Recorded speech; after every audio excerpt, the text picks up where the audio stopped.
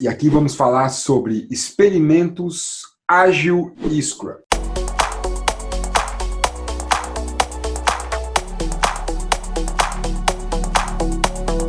E uma das maneiras que nós utilizamos no ágil para poder priorizar backlog, para poder priorizar escopo, para poder saber, já que o escopo é estimado, por onde eu começo? É o Moscow. O Moscow vem lá do XP, Extreme Programming, utilizado em software. Depois ele foi meio utilizado como base para o Prince2. Prince2, o método britânico de gestão de projetos, utiliza fortemente o Moscow.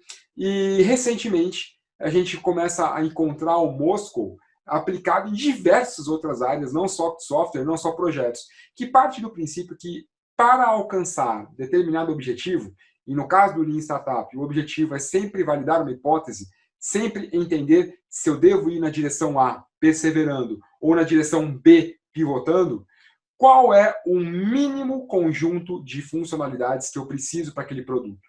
Então, o must have, o M do Moscou, se eu não fizer, eu não consigo validar a minha hipótese.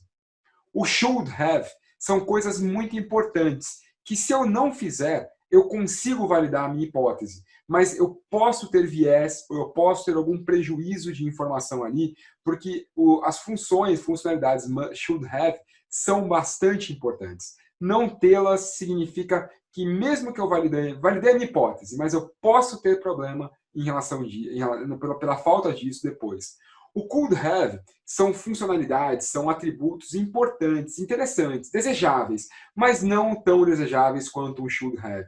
Se eu não fizer, tudo bem. E é justamente no could have que o nosso escopo começa a ganhar a tal da flexibilidade.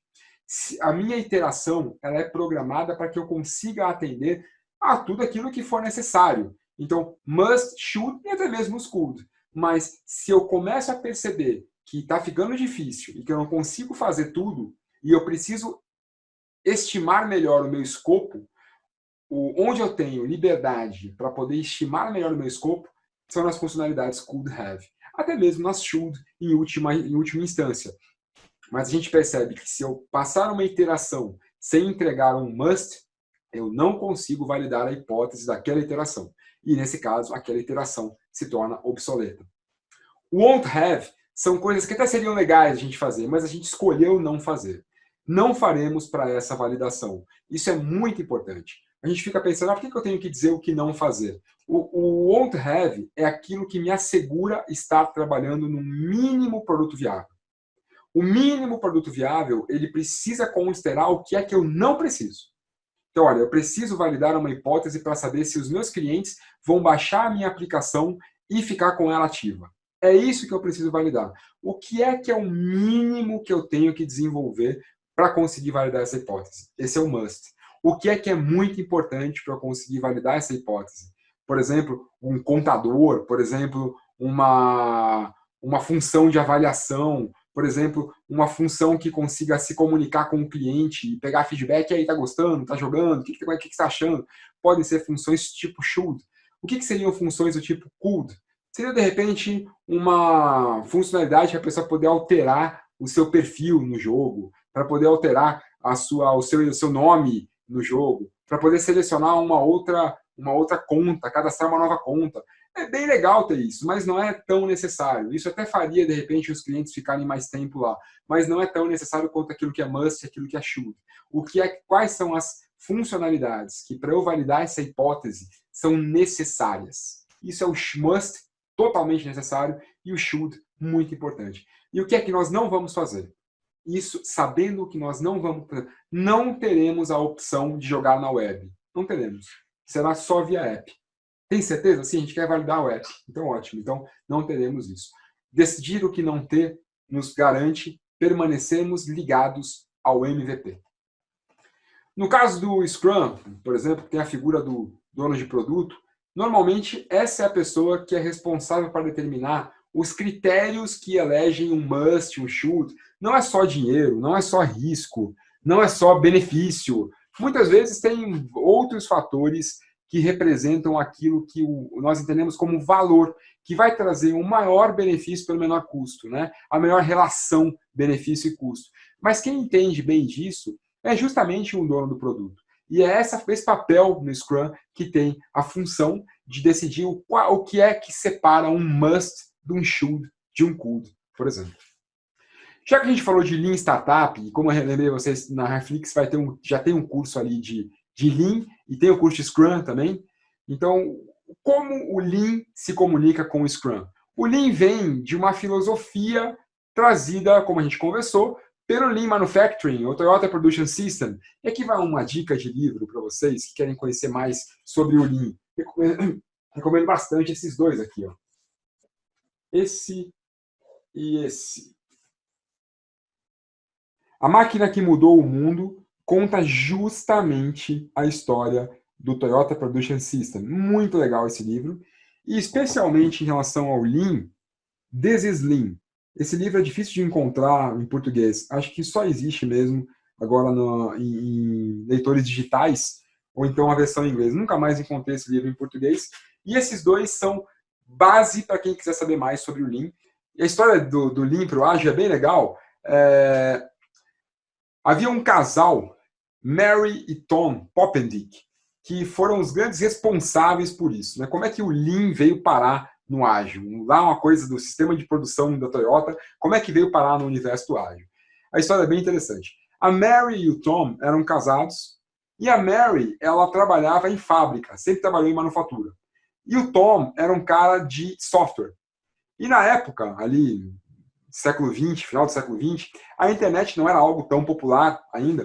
Então não havia youtubers, não havia bloggers assim tão fortes, né, como a gente tem hoje. E o Tom, na comunidade de software, ele era um cara muito conhecido. Era hoje como se fosse um youtuber do software. Então aquele pessoal mais tradicional, e mais tradicional no sentido de em maior destaque, mais renomado, o pessoal mais renomado de software daquela época, do final do século XX, seguia e lia muitos artigos escritos pelo Tom, e os livros escritos pelo Tom. E ele era casado com a Mary, que era da indústria de fábrica, indústria de manufatura.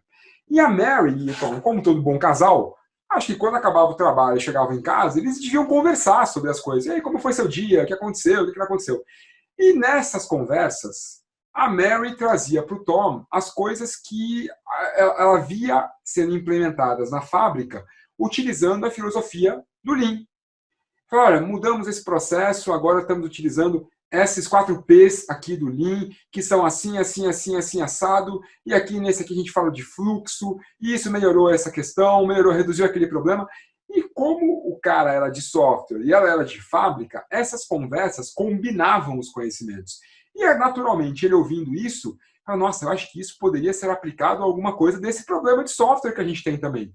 E ao longo desses anos, conversando, o Tom resolveu escrever um livro de Lean Software Development, que foi aplicar todos os conhecimentos que ele começou a se aprofundar, porque a Mary falava e podia estudar mais sobre isso. O cara ia lá e estudava. E ele começou a ver a afinidade entre as coisas. E por causa desse casal, o conhecimento do Lean acaba entrando no mercado de software, porque à medida que ele escreve os materiais dele, livros, artigos, e publica na comunidade, a comunidade de XP seguia muito o Tom e começou a consumir os conceitos de Lean que ele trazia. E aí o Lean ele é trazido para dentro do universo do ágil, né? E o Scrum ele é um framework que deu origem ao manifesto ágil. Como assim, Gino? Não é o ágil que... O Scrum não é menor do que o ágil? O Scrum se torna menor do que o ágil de propósito. Porque dois dos autores do Scrum, né, o Jeff Sutherland e o Ken Schwaber, os dois eles eram signatários do Manifesto Ágil. O Scrum nasce antes do Manifesto Ágil. Ali, na década de 80, já estavam trabalhando nisso. E o Manifesto Ágil 2001. E justamente depois de fazerem o Scrum, eles resolvem se usarem o Scrum durante alguns anos, eles resolvem, juntamente com o pessoal da comunidade de XP, ou com o pessoal da comunidade de práticas de programação extrema, criar um conjunto de valores e um conjunto de princípios que subsidiem qualquer outra pessoa a criar um método ou framework que queira ser chamado de ágil. Então, se algo vai ser chamado de ágil, precisa beber nos princípios e nos valores que foram criados em 2001.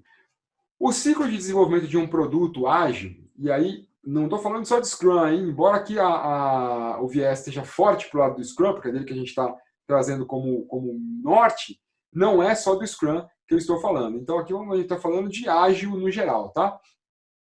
Partindo de uma visão que é onde eu quero chegar, o que eu pretendo, como eu vou melhorar o mundo. A pintura, uma foto de um mundo melhor. Isso é visão. Eu vou criar um roteiro, vou criar um caminho. Aqui eu fico pensando na visão, sabe quando você usa o Waze, você coloca lá o seu destino? Qual é o destino? Eu preciso chegar em tal lugar. O seu destino é sua visão. E como você vai alcançar a sua visão? São aquelas rotas que o Waze te sugere, né? Então aqui eu tenho as minhas rotas. E a rota do Waze, ela é totalmente modificável à medida que você percebe que o caminho não é bom. E as minhas hipóteses, elas afetam diretamente a rota que eu escolhi. Para poder validar essas hipóteses, tem só uma forma. Eu preciso lançar produtos no mercado. Então, porque é o mercado que me diz se funciona ou não. São os early adopters que me ajudam com isso, lembra? E esses lançamentos acontecem no universo ágil por meio daquilo que nós chamamos de releases. Eu lanço os produtos no mercado no momento certo, para o público certo, com as funcionalidades certas. Moscou, lembra? Para poder selecionar qual o mínimo, meus MVPs são lançados, justamente para que eu possa validar o que funciona e o que não funciona. Os lançamentos, eles são construídos em ciclos. E esses ciclos iterativos, ou as famosas iterações, no caso, por exemplo, do Scrum, nós chamamos de sprint. Mas, na verdade, são as iterações. Fazendo agora o vínculo Lean Startup Scrum, né? O que o Lean Startup fala? Seja fiel às iterações, são as sprints, por exemplo, do Scrum. E por meio desses ciclos, eu vou incrementando um produto. E a cada incremento, eu vou testando, por exemplo, com um grupo menor de usuários, se aquele incremento faz sentido ou não. E quando um conjunto de incrementos fizer sentido para ser lançado no mercado, eu vou lançar. E esse lançamento pode acontecer tanto para outros early adopters testarem, quanto até mesmo, trabalhando num ciclo mais arrojado, né, colocar os early adopters para testarem os incrementos em um ambiente controlado, e quando os early adopters disserem, olha, funciona bem, agora já pode ir para o mercado, eu pego aquele conjunto de incrementos e lanço para a maioria inicial e maioria final do Rogers, para poderem já consumir esse produto. Olha só o que eu estou falando aqui para você, que o método Lean Startup, ele pode sim ser aplicado para produtos existentes e que você esteja criando funções novas para ele, características novas para ele. Pensa num carro, pensa numa geladeira, pensa num micro-ondas, não importa, qualquer produto. Eu já tenho um produto feito. E agora, vamos pensar numa geladeira. Lembra esses dias eu vi uma geladeira que tinha uma função nova. Ela estava conectada na internet e a geladeira aprendia o seu consumo de cerveja. Uma geladeira da Consul, se eu não me engano, específica para o mercado de pessoas que consomem cerveja. Então, aquela geladeira, quando você coloca lá a tua cerveja lá dentro, ela começa a ler pelo código de barras qual é a cerveja que você está consumindo. E em algum tempo, a geladeira começa a entender o seu padrão de consumo. E aí você não precisa mais se preocupar em comprar. Se você consome 5 latinhas por semana, por exemplo, e chegamos na segunda-feira e tem só 2, a própria geladeira comanda uma compra, se você assim quiser, com o fornecedor, e o fornecedor traz para você as cervejas que estão faltando para poder compor o seu arsenal ali de cervejas da semana. E olha só, é uma geladeira, faz a função básica de gelar, só que ela tem uma função extra. Então, é um produto que já existia, a geladeira é uma coisa antiga, e que foi adicionada a uma funcionalidade nova. Essa funcionalidade de internet das coisas, eu poderia testar isso em iterações. Primeiro faz a parte de mapeamento das cervejas, ver se funciona, se está batendo, se o cliente gosta, se tem que ser assim, se tem que ser no painel, se tem que ser mandando mensagem para o telefone celular dele. Agora vamos validar o segundo incremento, que é comunicação com o fornecedor, como é que vai ser no cartão de crédito, se é no boleto, se é à vista, se paga, se não paga. Tudo isso são incrementos. e testados muitas vezes com early adopters, pessoas que olham para isso e falam, putz, tem um potencial bacana, quero participar do teste, quero ser um beta tester, né? Vocês devem conhecer esse termo. E esse beta tester está ali fazendo o quê? Testando um produto inacabado, um MVP, e dando feedback sobre o que funcionou e o que não funcionou. E a hora que um conjunto desses de funcionalidades fizer sentido, tiver passado no conceito dos primeiros adeptos, eu encaminho isso para o mercado inicial. Então, é o mesmo produto recebendo ciclos de desenvolvimento que publicam funcionalidades ou características ou funções novas dele para o mercado. No caso do Scrum, o dono do produto é o responsável, muitas vezes, pela visão, e depois, com a ajuda do time, esse dono de produto acaba definindo qual é o melhor mapa, qual é a melhor rota, o melhor caminho. Essa rota, muitas vezes, ela, junto com o time, eu estabeleço qual é o melhor momento para decidir que algo vai para o mercado ou não vai para o mercado e qual o objetivo de ir para o mercado, se é validar feedback de early adopters ou se é, de fato, publicar para a maioria do mercado já. E a cada iteração eu tenho metas. Essas metas podem conversar com o Lean Startup, por exemplo, como metas de validação de hipóteses. Se você lembrar do Lean Canvas, do MVP Canvas, do Paulo Caroli, tem ali quais são as métricas para eu saber se aquela hipótese foi bem validada ou não. Essas métricas podem conversar com as metas de uma sprint. E diariamente essa equipe avalia se está indo no caminho certo ou não. E aí eu posso também fazer a analogia com o ciclo de pivotar ou perseverar. Eu não preciso esperar chegar na validação final da sprint para pivotar ou perseverar. Se eu começar a perceber diariamente que o caminho que nós estamos indo, eu não vou conseguir entregar o should e o must, eu posso entender que eu tenho que pivotar aquela sprint. Quer dizer, eu já não vou conseguir o mínimo para poder validar a minha hipótese. Fazendo novamente uma analogia com o Leanception, né, com o MVP Canvas, eu tenho ali as funcionalidades, lembra? Que validam a proposta daquele MVP. Se eu percebo que eu não vou conseguir entregar o conjunto necessário, requerido, must, para poder validar aquela hipótese, a minha sprint preciso pivotar a minha sprint. Ela não faz mais sentido, não faz mais sentido progredir com ela, porque ela se tornou obsoleta, ela não vai mais conseguir alcançar a nossa proposta inicial. Uma visão de como o desenvolvimento de produto se encaixa com o desenvolvimento de startups e como tudo isso converge no ágil, né? Por isso que eu entendo que o Lean Startup é tão convergente com o ágil. Vamos falar um pouquinho do ciclo do Scrum e como esse ciclo poderia conversar com o Lean Startup? O backlog do produto, ele nada mais é do que uma lista de intenções. Intenções para quê? Para alcançar a minha visão. Então, eu tenho ali uma lista de intenções para alcançar a minha visão, a visão de uma startup, por exemplo. Mas eu vou escolher, durante o primeiro evento, que é o evento de planejamento da minha sprint, quais são os aprendizados que eu preciso ter. Qual a minha meta, qual o primeiro aprendizado, a primeira hipótese que eu preciso validar, qual o primeiro experimento que eu preciso fazer. E o que eu vou aprender com esse experimento? E qual o benefício desse experimento para a gente? O que esse aprendizado vai trazer para a gente de valor para tomar decisões melhores na próxima sprint? Isso pode ser considerado, por exemplo, no momento de se fazer o planning. Aqui eu tenho um momento de execução, um momento no qual eu vou executar o must, o should e o could que foram definidos nesse momento anterior. E durante a execução eu acompanho diariamente, nas reuniões diárias, se nós estamos indo em direção àquilo que nós achávamos, vamos conseguir, e de fato ainda faz sentido permanecermos, estamos no jogo, ou não, precisamos voltar e cancelar isso porque não conseguiremos continuar. Em algum momento, dando tudo certo, conseguindo seguir com a sprint como planejado, eu tenho uma revisão. E essa revisão não é um PowerPoint que vai ser apresentado.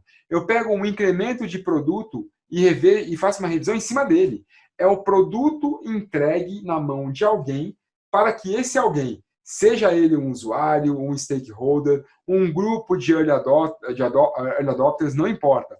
Alguém vai utilizar esse produto e de forma empírica, escrever para cá que fica melhor, de forma empírica, me dizer se eu devo continuar ou não com isso. Então, esse é um momento importante para saber se eu vou pivotar ou perseverar. O momento da revisão, ele é muito importante. É o momento em que o usuário tem acesso ao que foi desenvolvido. E só depois que ele tem acesso ao que foi desenvolvido é que nós podemos saber se estamos indo no caminho que deveríamos ir ou não. E logo depois nós temos um momento de reflexão sobre o que foi construído e como foi construído.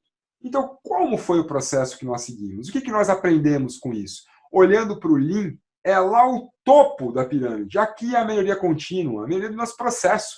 Aqui nós falamos de respeito com as pessoas, aqui nós falamos, construímos a que custo? Tivemos desgastes que não precisaríamos ter? Infringimos os nossos valores pessoais, os valores do time, os valores da corporação? Fizemos algo que não deveríamos ter feito e não podemos repetir? Então aqui eu olho para o processo como um todo, conversando tanto com o Lean Startup quanto com o próprio Lean em si.